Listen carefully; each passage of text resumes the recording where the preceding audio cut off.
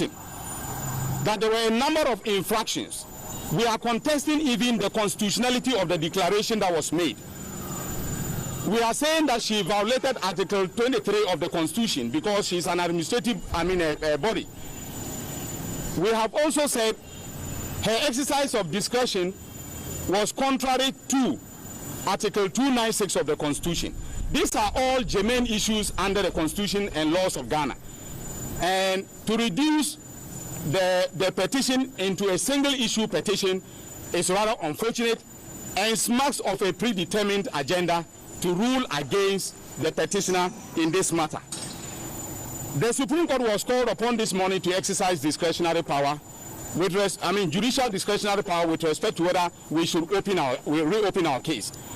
Now, in doing so, the court was bound by the provisions of Article 296 of the Constitution, and we think that the reasons, as I've said, that the court gave are not acceptable. They are not tenable. The reason is simply because you cannot expect that we should have made our evidence, the evidence that we're going to present to the court, available ex ante or before the fact, so that the court will now determine whether or not this is evidence that will help the case.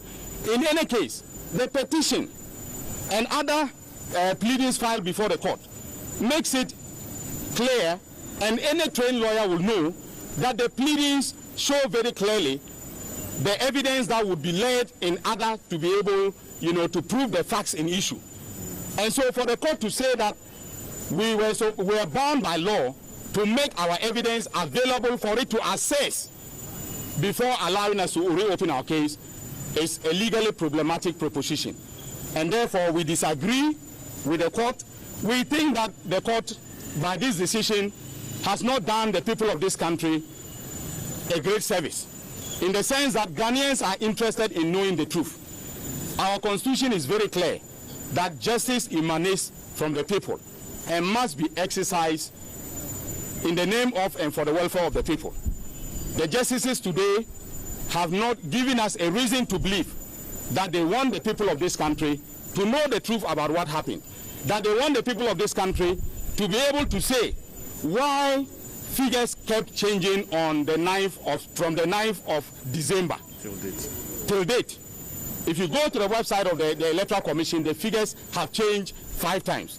Are we not worried as a nation that the returning officer appointed under the Constitution cannot even explain to us what happened? She made a declaration based upon a figure that she herself changed without recourse to the law. Is this something that we want public officers to be, engaging in?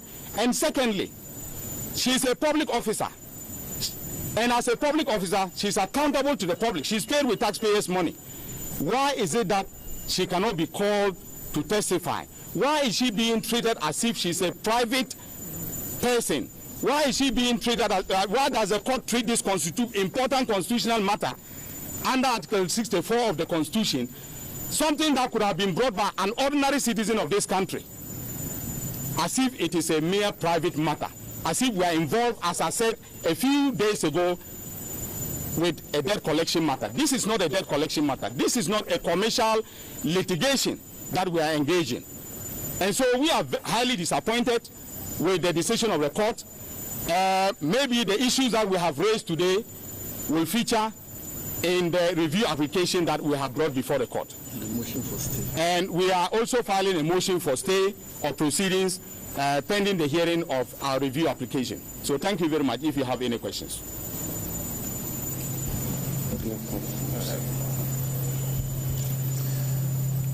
Doc, at the risk of social media abuse, I have to ask, how much further, how much longer is your side going to go? For a number of applications now dismissed, the substance of the case itself, we haven't had a pronouncement on that yet, and so we cannot seek to say what would come out of it. But at these very press conferences, sometimes the comments that we get from your side suggest that you don't even believe in the ability of the court to determine or give an impartial judgment. I would reference a comment you just made that suggested that the ruling we had today was predetermined. How much further are you going to go? Well, thank you very much. We are determined to go as far as the law allows us to go. And that is because we want the people of this country, the discerning citizens of this country, to see everything play out in the court. And that is the highest court of the land. And for us to be able to let everyone see that our resolve to pursue the truth is unrelenting. So we'll go to all the lengths allowed by law. As we have said, the Supreme Court has a review jurisdiction, and we are invoking that jurisdiction to take a second look at its own decision. And the review application will be filed with very solid legal arguments that we think should convince the court.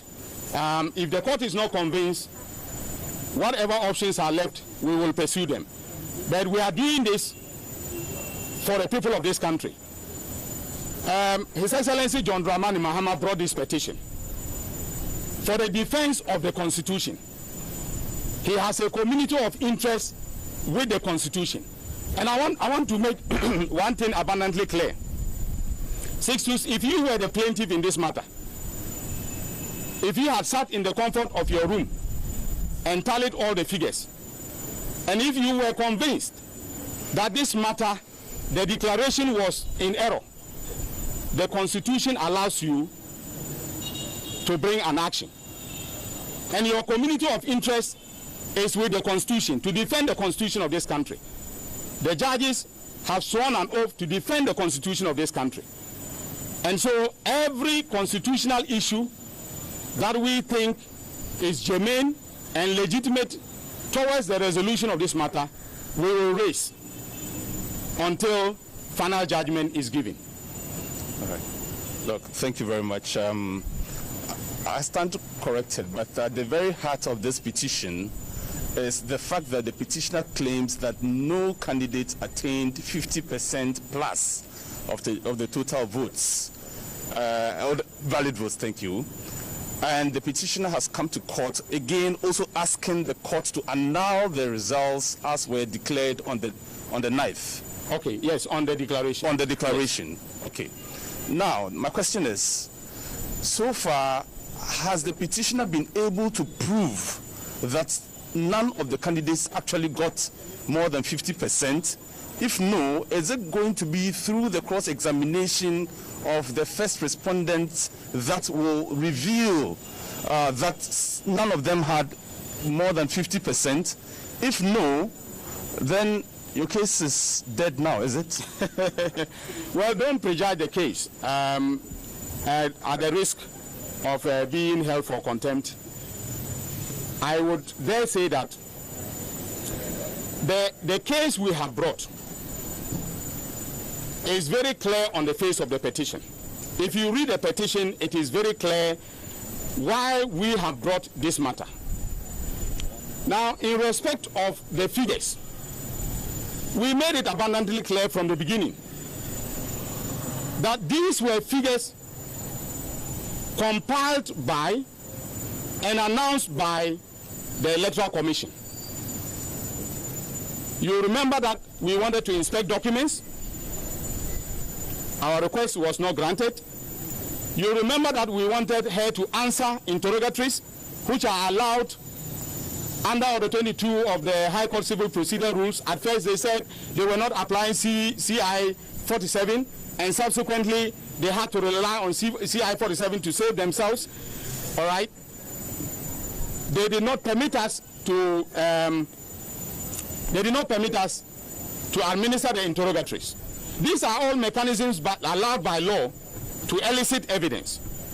And I don't see why the petitioner in this case, or anybody filing a petition as a citizen of Ghana in this case, cannot obtain information from the person who conducted the election for purposes of proving that the declaration she made was unconstitutional because none of the candidates obtained more than 50% of the votes. And let me say this, you see, there is a tendency, and I think that that is where we have all gotten it wrong. Okay? I gave the example of Sixtus, you know, as an ordinary citizen mounting this challenge. Could the court have asked Sixtus to go to all the 275 constituencies and bring pink sheets? But read Article 64, Clause 1 of the Constitution. It says any citizen of Ghana may bring an action. So you can rely on the evidence compiled by and announced by the chairperson. In fact, in any jurisdiction, having seen situations of multiple summary sheets coming from regions, having seen situations of pardon, vote pardon, and admission of vote pardon by the respondents themselves, the court itself would have ordered an inquiry into the extent of vote pardon. And that would have not been based on our figures, it would have been based on the figures compiled by the Electoral Commission. And by the way, no party goes into an election produces figures. The official figures are produced and announced by the Electoral Commission of the Republic of Ghana. Why is the commission not throwing that evidence to all of us to say, look, here it is, this is what we did, now tell us why we were wrong? Why are they not doing that? And why is it that you as journalists are not asking that question of the Electoral Commission? You know, the notion that just because the principle of law is that, you know, he who alleges must prove, then it means that because the petitioner has come to court, he must produce the evidence by himself. Cross-examination is one way by which you can prove that burden. Why are they running away from cross-examination? Why are they running away from bringing evidence? And by the way, we filed a notice to admit facts. Okay? The law is that after 14 days, if you don't answer, if you don't admit, those facts are deemed in law to have been admitted. All right? So, in fairness to the petitioner, the facts enumerated, you know, for admission are deemed admitted. And let me say this. You see, they have decided they are not giving testimony. What is the legal consequence of that? It means that our petition and the evidence laid in proof of the petition stand unrebutted. That is the position of the law. And let anyone come and challenge me that that is not the position of the law. The court should have actually gone ahead to strike out their figures, their witness statements and their pleadings. Why is the court not doing that? That is a legitimate question that the petitioner is entitled to ask.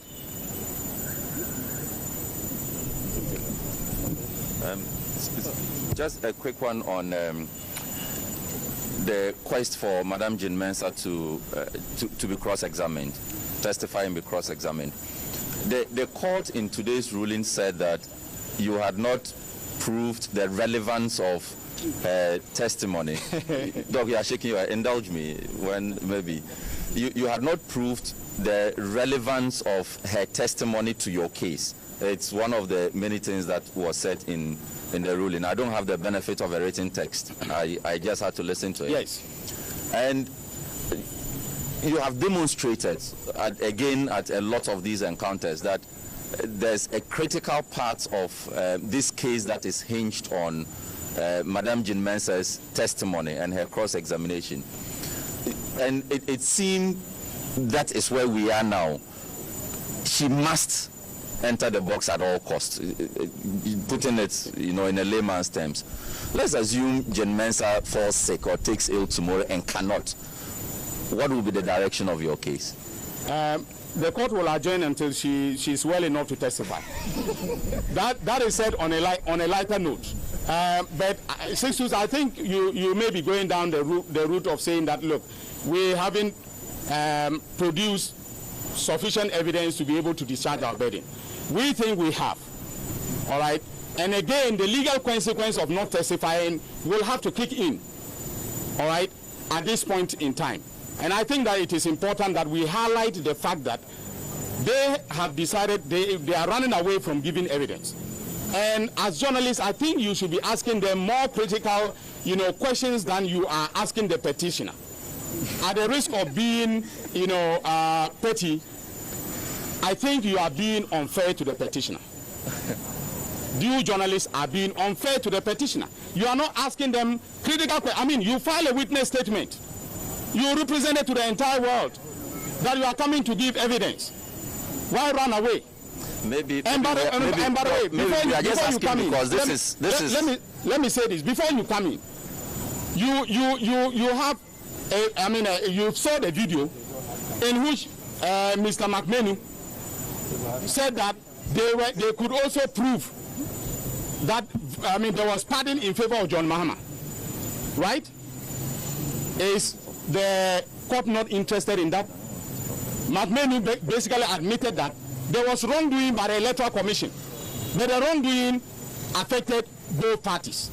Is the court not interested in that?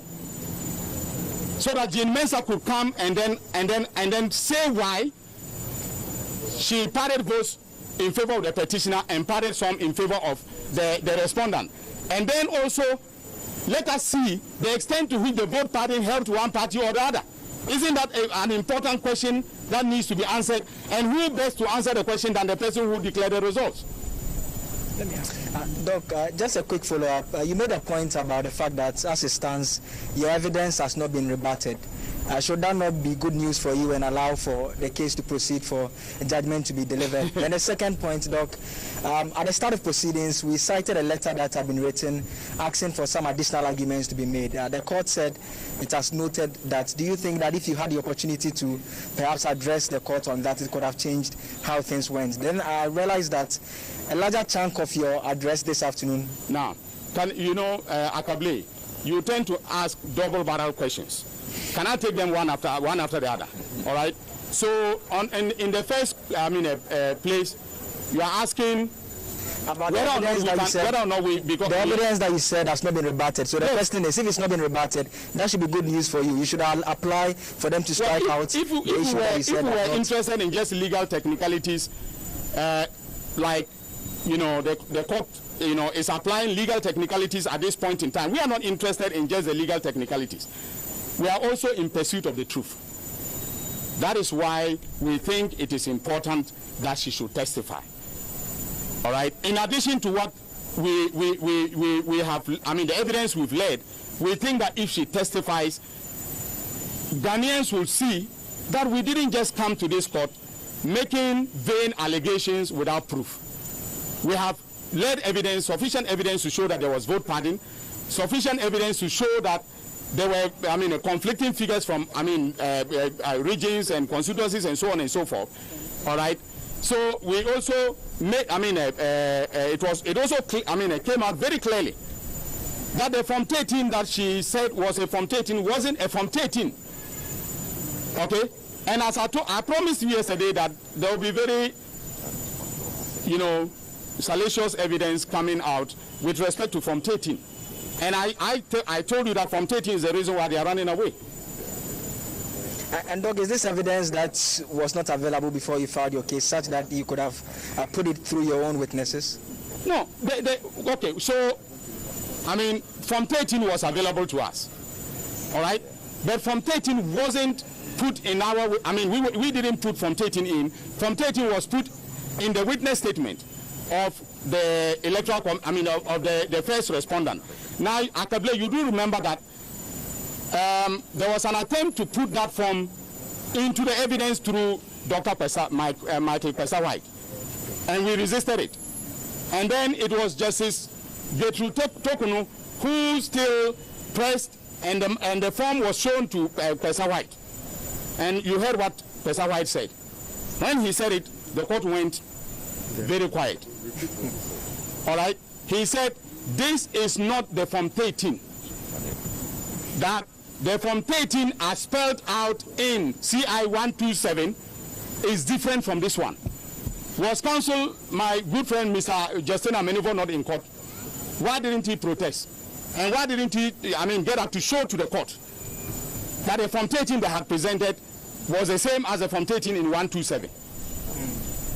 Doc, finally, I was asking about the letter and the fact that you were the court, we thought that, if we cited those authorities, it will assist the court, okay, because it's a court of law and a court of justice.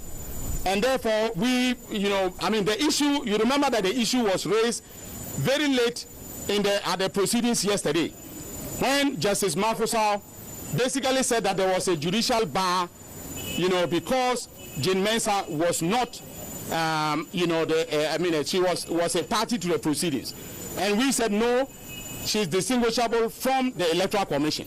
All right, there was no time for us to be able to address the court sufficiently on the matter. But upon further research, we decided that we were going to cite these authorities to the court to assist the court in coming to a tenable legal conclusion. Unfortunately, the court took the letter, but decided to treat it with contempt. So Doc, is it your contention that if the Supreme Court goes ahead based on the evidence that the petitioner has put forward to determine this matter without hearing from the respondents, it will be a miscarriage of justice? No, can you ask the question again? No, I'm asking that, are you saying from your arguments that if the Supreme Court goes ahead to determine this case, this petition that is before it, without hearing from the respondents, it will amount to miscarriage of justice? Well, not necessarily, but justice demands that the truth be told. And that is why we are in pursuit of the truth. All sides are fair. Doc, okay. Doc, you indicated that the truth demands that justice be told. In this justice case, be done. Justice be done. In this case, it looks like justice for you is for the EC chair and the returning officer to answer some questions. It's so clear that it's not going to happen. There are people within your party. You know the outcome of our review application? So far, it's clear. No, you know the outcome of the review application. Are you predicting? So far, it's clear it's not going to happen. You see, and with your comment that you believe that some of these rulings have been predetermined, people within your party are asking you to withdraw this particular case. There are a number of people within your party who say, look, this thing will not end us anywhere. Just withdraw it. Would you do that?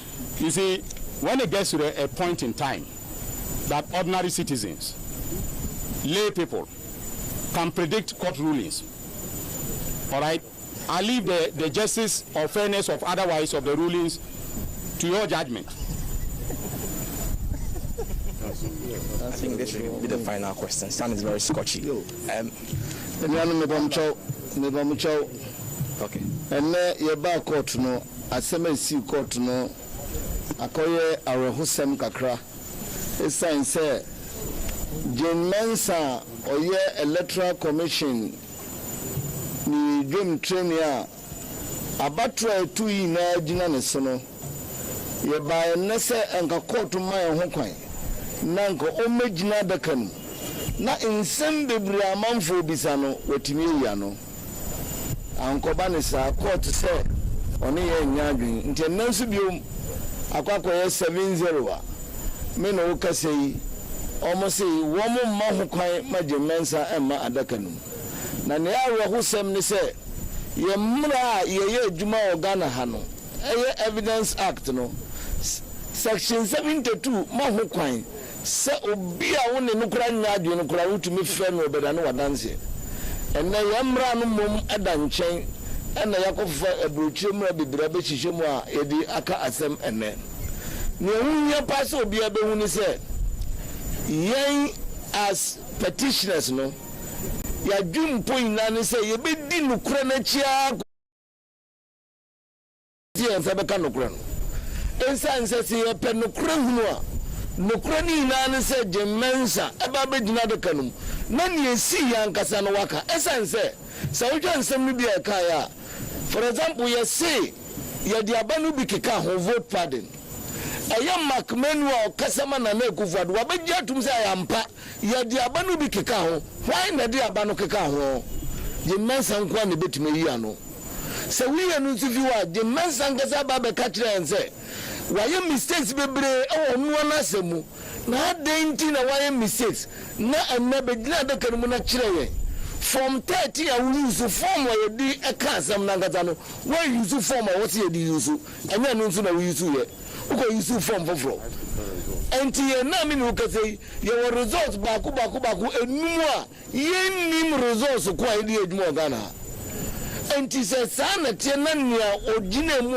oya aba no ye se bra begina betima na wo se unma why na betima be kiretre mu why na betima be kire nsem na esie no we na esie why na betima kire mu na e wa kakra se Supreme Court baby Supreme Court dina no nanka e wo se Supreme Court ka se mi na se accountability ni yemfa evidence maye ade omo ma ade atum se mistakes adia magbenu angasa say the adia no bi keka ho enti adenti na o transient for evidence bembi na baba kire say ye the adia no bi aka ho evidence be na kire say ye di den ye mfa ne say go bi fufo bi kura na nya John Mahama no petition ya angasa na baka tonkonko fa na results mra na ye results ye the back court na eye nia o man no mra ama no ho kwan so on fa results mra ono ne Jemensa wa bana se problem we wa onu kwa ni results na wo so ba be kiretrem onu ni agina so se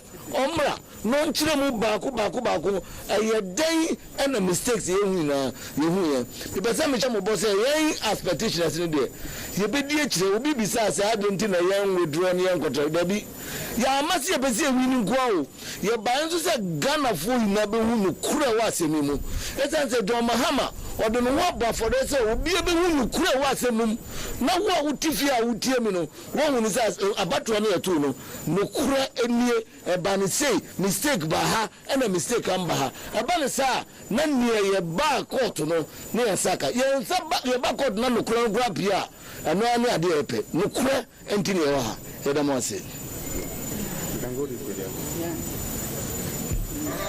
Yeah.